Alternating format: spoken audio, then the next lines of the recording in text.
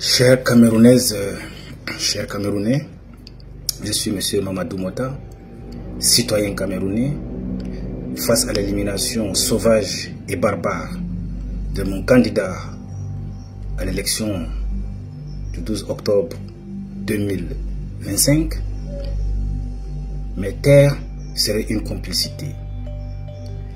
Et malgré les efforts fournis pour que les candidats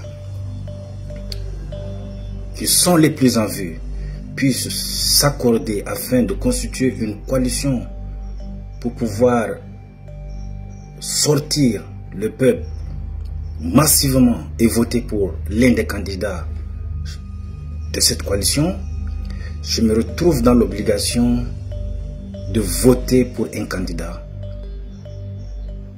Et ce candidat est M. Issa Tiroma Bakary. J'appelle les Camerounais et les Camerounaises des villes et des campagnes à apporter massivement leur soutien à ces candidats. Et j'appelle également les autres candidats à désister et à s'aligner massivement pour que le 12 octobre au soir, que la victoire soit éclatante et que nous mettons ainsi terme à l'une des plus violentes dictatures qui opprime, qui affame et qui méprise le peuple camerounais. Que Dieu bénisse le Cameroun. Ils ont dit que la politique est un calcul. Eh bien, ils avaient tort. La politique est d'abord une question d'âme. Un lieu où se mesurent la loyauté et la trahison, la peur et le courage. Quand un homme comme Mamadou Mota, qui a connu la cellule et l'épreuve, pose sa voix dans l'espace public et dit « Je choisis », il ne formule pas un simple choix tactique. Il jette une graine dans la terre noire de notre histoire. Cette graine porte un nom, responsabilité. Comprendre ce geste, c'est comprendre que parfois, la liberté n'arrive pas par la logique des sondages ni par la mécanique des alliances. Elle arrive par un acte singulier, presque religieux, celui d'un homme qui renonce à tout intérêt pour placer le peuple au centre. Il y a dans ce renoncement quelque chose d'ancestral. Le sacrifice offert, non pour la gloire, mais pour la survie d'un foyer commun. Qu'est-ce qu'une consigne de vote, si ce n'est l'expression la plus directe d'une confiance ou d'un appel à la confiance? Ici, la consigne n'est pas un ordre, c'est une transmission. Comme on passe une torche, un flambeau, comme on désigne un foyer où l'on va rallumer la flamme éteinte. Le geste du président du MRC n'abolit pas les différences, il les dépasse. Il dit, au-delà de nos haines, au-delà de nos blessures, il y a une maison à sauver. Regardons la chose en face. Ce n'est pas un ralliement sentimental. C'est un pari sur l'avenir. Parier sur la liberté exige deux choses. Savoir renoncer, savoir espérer. Renoncer aux petits comme compte, renoncer aux rancœurs anciennes. Espérer que la somme des volontés libres peut changer l'issue. C'est une éthique du possible. C'est une politique de l'improbable qui devient ici nécessaire. Je me retrouve dans l'obligation de voter pour un candidat. Et ce candidat est M. Issa Tiroma Bakary. J'appelle les Camerounais et les Camerounaises des villes et des campagnes à apporter massivement leur soutien à ce candidat. Il y a une autre vérité que ce geste révèle. La politique est aujourd'hui un théâtre d'usure. Les institutions s'emberlificotent des routines. Les visages au pouvoir vieillissent comme d'anciens capitaines qui ont oublié la mer. Contre cette sénilité, le choix de Mota est une aspiration à la jeunesse morale, pas seulement à la jeunesse des corps, mais à la jeunesse des cœurs qui refuse de tout tolérer par habitude. Ce que l'on voit et que l'on doit nommer, c'est la restauration d'une dignité publique. Dignité qui se conquiert par la parole quand la parole est rare. Dignité qui se conquiert par l'acte quand l'acte coûte. Quand un leader annonce qu'il ne veut rien, en retour, il nous renvoie à la plus froide des questions. Que voulons-nous pour notre patrie? Veut-on des places pour quelques-uns ou la vie pour tous?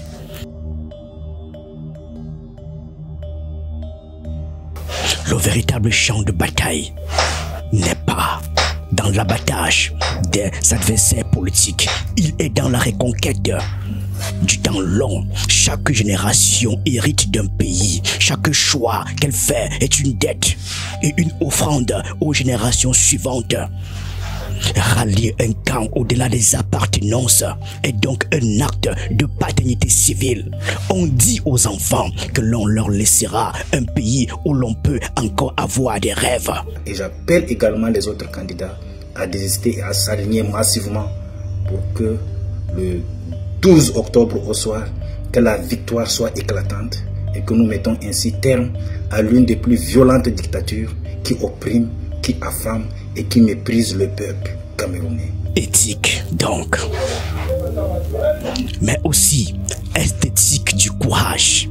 Le courage n'est pas l'absence de peur. Le courage en est la transfiguration. Il est la capacité de prendre la peur, de la tourner en projet. Quand Mamadou Mouta donne sa consigne, donne sa voix, il transforme la peur en mouvement. Il dit à ceux qui tremblent, venez, venez, venez. Et c'est là que naît la lutte pour la libération. Quand la foule qui craint commence à se parler, à se tenir la main, à aller vers l'une, comme on va vers un dernier bastillon à prendre. Il est crucial d'insister, ce combat final n'est pas une vendetta. Il n'appelle ni de haine, ni de revanche. Il appelle la justice. Il réclame la réparation des injustices ordinaires. La voix rendue, la parole libre, le droit de ne pas subir. C'est en cela qu'il est sacré. La politique redevient sacrement lorsqu'elle reconnaît son devoir de réparer ce qui est brisé. Et maintenant, la question aiguë, que faire? La réponse est simple et terrible. Agir comme si l'on avait tout à perdre. Prendre la même gravité qu'un homme qui sait qu'il a fait la bonne chose, même si le monde entier le maudit. Voter, oui. Mais plus encore, préserver la vérité du geste, exiger la transparence, interroger les institutions, refuser l'achat des consciences, refuser la résignation. Le geste de Mouta est une étincelle belle, dangereuse, fragile. Mais une étincelle devient incendie quand elle rencontre du bois sec. La misère morale, l'indifférence, le silence. Nous partageons la responsabilité de ne pas laisser l'étincelle s'éteindre. Nous devons l'arroser d'attention, l'alimenter par la solidarité, la protéger des vents de la corruption. Enfin, n'y a-t-il pas dans ce moment une leçon universelle? Celle que la liberté n'est jamais l'affaire des seuls jeunes ou des militants. Elle est l'affaire de tous, de l'enseignant, du forgeron, de la mère qui attend devant la porte, de tous ceux qui sont dans les fins fonds des villages. Quand un homme ancien dans la lutte choisit de s'aligner sur la voie du peuple, il reconnaît que la vraie souveraineté n'appartient pas aux puissants, elle appartient aux faibles qui prennent la parole. Alors que résonne cette consigne, retenons ceci. L'histoire ne pardonne pas l'indifférence. Elle sait reconnaître les gestes qui ouvrent des chemins. Elle sait punir ceux qui se couchent. Ce n'est pas une menace, c'est une certitude historique. Mes chers compatriotes, Camerounaises et Camerounais, Depuis quelques jours, j'ai parcouru avec vous les villes du centre, du nord-ouest, du sud-ouest et du littoral. J'ai vu votre mobilisation. J'ai senti vos cris du cœur et je vous en dis merci. Merci à Yaoundé. Merci à Bamenda. Merci à Boya. Merci à Limbe. Merci à Douala.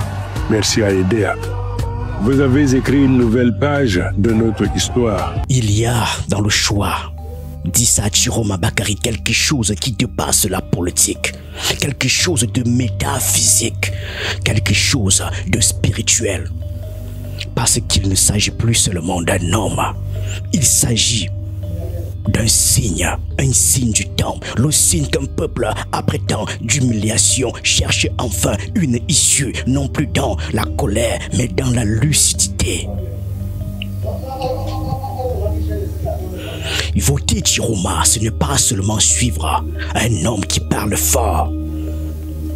C'est affirmer une chose. Nous refusons la résignation.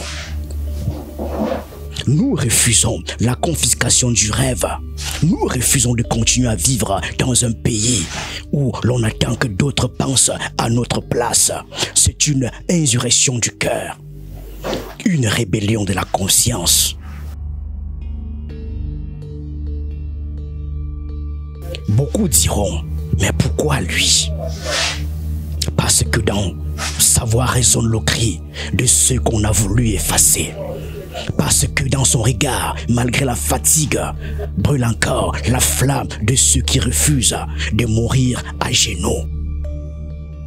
Parce que le courage parfois porte le visage qu'on n'attendait pas.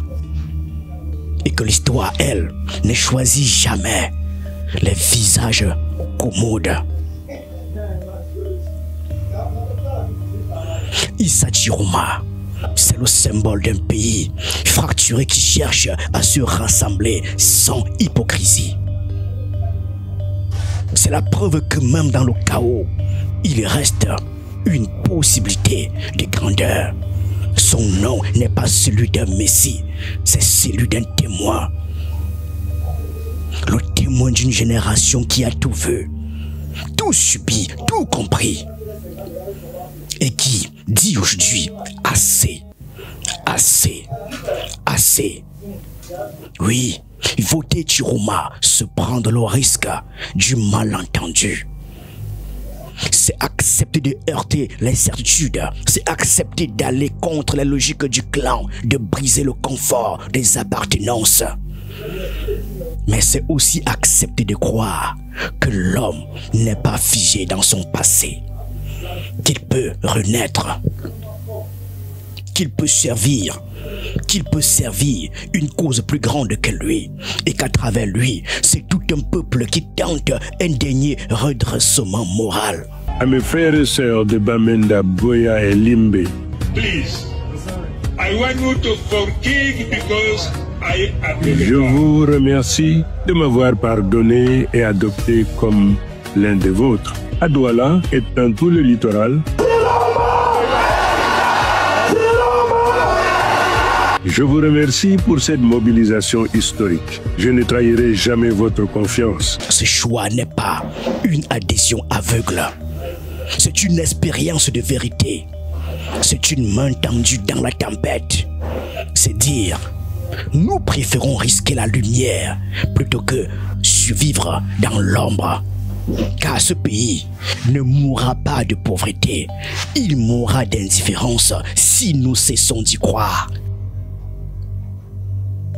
Chaque génération a son pari. Le nôtre, c'est celui du sursaut.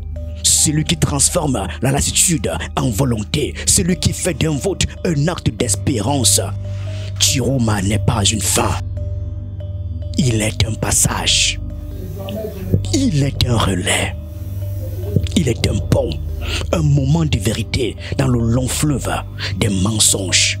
Le 5 octobre était aussi la journée mondiale des enseignants. Ces hommes et femmes qui passent plus de temps avec vos enfants que vous-même qui forment les futurs leaders du pays. Je vous le promets, dès mon élection, vous serez traités avec dignité, avec un salaire juste, avec la reconnaissance que vous méritez. Aux hommes et femmes en tenue, nos militaires, qui au péril de leur vie protègent notre nation. Je vous vois, je vous écoute, je vous entends. Vous méritez des promotions régulières, une vraie sécurité pour vos familles et la reconnaissance de toute la nation. Je vous demande de ne pas vous laisser instrumentaliser. Vous faites partie de ce peuple qui souffre, qui suffoque, étouffe et qui aspire au changement. Vous êtes au service de la République, du peuple. Continuez à le faire avec bravoure et le peuple vous en sera reconnaissant. Et c'est pourquoi la parole de Mamadou Mouta prend ici une dimension presque sacrée, car il ne parle pas seulement à ses partisans, il parle à la mémoire du pays tout entier, à ceux qui sont tombés, à ceux qui ont été brisés, à ceux qui continuent d'espérer que l'histoire peut une fois encore bifurquer. Son choix est un appel à la responsabilité, que chacun regarde non pas l'homme, mais la direction qu'il indique. Et cette direction, c'est celle d'un réveil. Il faut le dire clairement, la grandeur ne naît pas toujours de la pureté. Elle naît souvent du pardon, du courage de se dépasser, du refus d'enfermer l'autre dans ce qu'il fut hier. Ceux qui ne savent pas pardonner ne bâtiront jamais une nation. Ceux qui ne savent pas se réconcilier ne connaîtront jamais la paix. Le choix de Chiroma, c'est la tentative folle de croire encore à la rédemption nationale. Alors oui, il y a du drame dans ce geste. Il y a du tragique parce qu'il remet tout en jeu.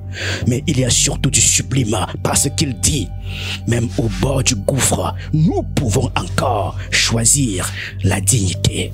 À toutes les villes et tous les villages où je n'ai pas pu encore m'y rendre, mais où je sais que vous êtes mobilisés, je vous entends. Je vous remercie de votre soutien et je trouverai un moyen de m'adresser à vous. Sachez que nous célébrerons ensemble notre victoire au soir du 12 octobre. Mes chers compatriotes, nous sommes désormais dans la dernière ligne droite.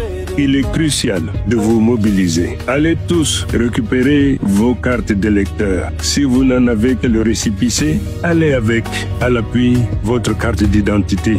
Et même si on vous dit que votre carte a disparu, allez avec votre carte d'identité. Ne laissez personne voter à votre place. Surveillez vos votes. Les 3 prochains jours seront décisifs. Devenez acteur de votre propre changement. Parlez à vos voisins, à vos amis. Sensibilisez dans vos villages. Cette élection est la vôtre. Ne vous laissez pas acheter par quelques billets ou par du pain et de la sardine. Cela vous coûtera encore 7 à 20 ans de souffrance. Peut-être qu'un jour, ce choix sera vu comme une folie. Peut-être qu'on dira, ils se sont trompés, mais au moins on dira aussi, ils ont essayé. Ils ont refusé de se taire. Ils ont refusé de mourir à petit feu dans le confort du cynisme.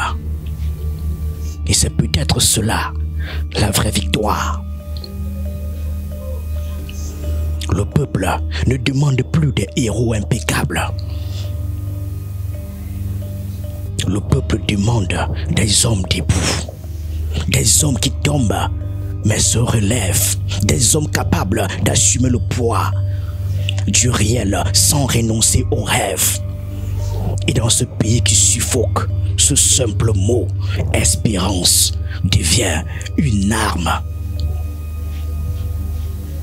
Oui, voter Chiroma, c'est un acte de foi, mais pas une foi naïve. Une foi lucide, blessée, consciente du prix.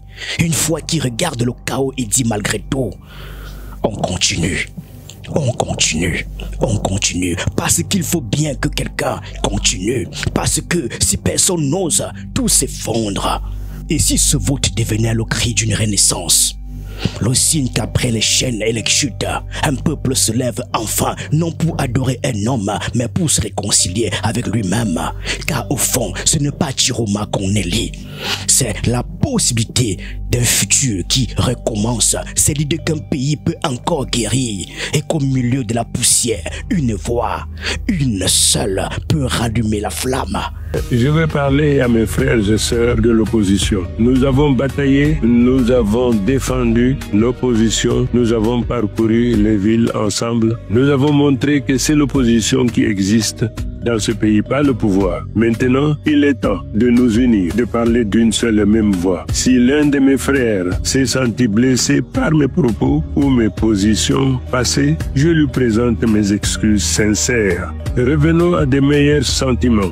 Car la cause pour laquelle nous nous battons à nos intérêts ou à nos égaux, ce qui se présente à nous aujourd'hui est une opportunité unique. Nous n'avons pas de choix que de la saisir. Je reste ouvert, car c'est ensemble que nous gouvernerons et mènerons cette transition. Que vous me rejoignez aujourd'hui ou demain, sachez que ma main restera toujours tendue.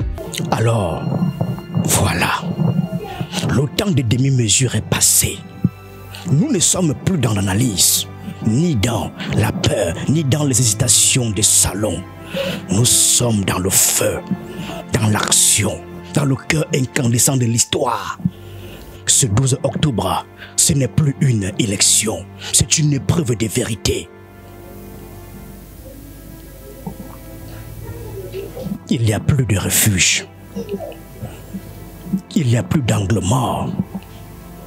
Chacun de nous devra se regarder dans le miroir du pays et répondre à une seule question. Qu'as-tu fait de ta part de courage? Qu'as-tu fait de ta part de courage?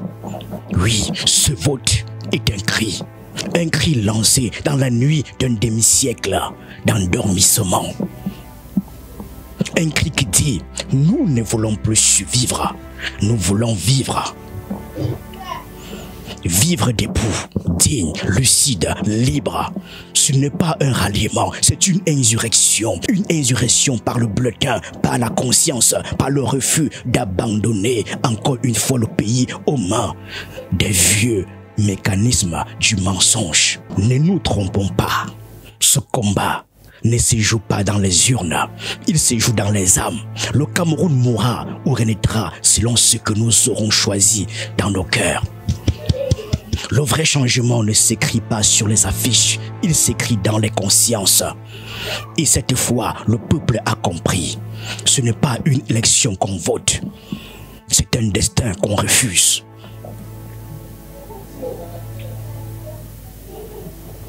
Ils ont cru que nous étions fatigués. Ils ont cru que nous étions divisés, résignés, domestiqués. Mais le 12 octobre, quelque chose se lèvera, quelque chose de plus fort que la peur, plus fort que la ruse, plus fort que la vieillesse du pouvoir. Une idée simple, claire, indestructible.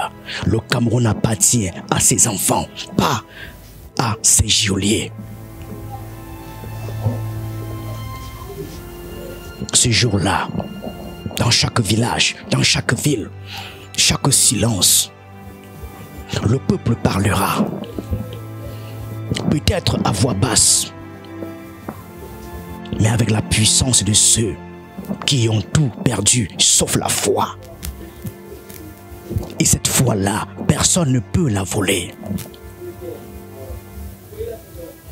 Ce que Mamadou Mota vient de dire n'est pas un simple choix politique. C'est un acte de rupture, un acte de guerre morale. Il ne soutient pas un homme, il rallume un flambeau. C'est lui de la responsabilité, de la dignité, de la mémoire. Il appelle à voter non pour un non, mais pour un sursaut.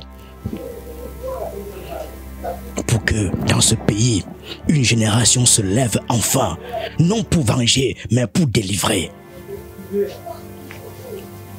Et si c'était cela, le vrai combat, Pas la conquête d'un palais, mais la libération d'une âme. Pas la victoire d'un parti, mais la résurrection d'un peuple. Car, quand tout semble perdu, quand le mensonge a tout envahi, il reste toujours un geste, un mot, un vote, un souffle capable de renverser l'ordre des choses.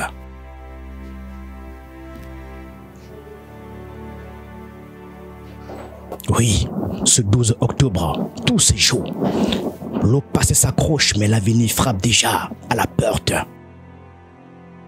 Et l'histoire, la grande histoire, retient son souffle.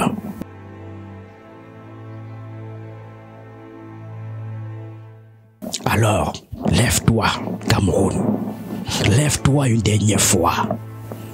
Lève-toi, non pour te battre contre quelqu'un, mais pour te battre pour toi-même, pour tes enfants,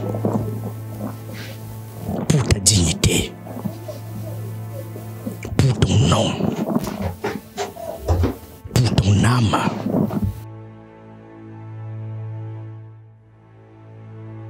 Car un peuple qui choisit enfin de dire non à la peur vient d'écrire la première ligne de sa liberté. Merci à tous.